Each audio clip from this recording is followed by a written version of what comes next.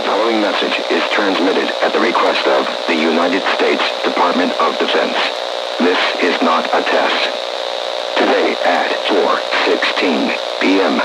Mountain Time, a state of emergency was declared by the President of the United States.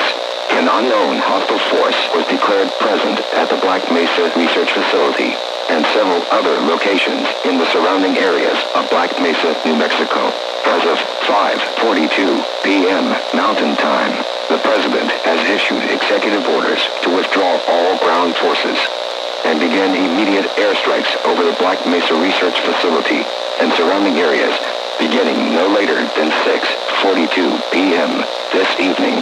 For your own safety, an immediate evacuation order has been issued to the entire state of New Mexico. To all residents of New Mexico and surrounding areas, leave all your personal belongings. Take a battery-powered radio and only essential supplies with you. Do not remain in your homes. Seek shelter at your nearest militarized zone outside the state of New Mexico and await further instructions. If you cannot find your nearest evacuation route, seek assistance from local authorities immediately.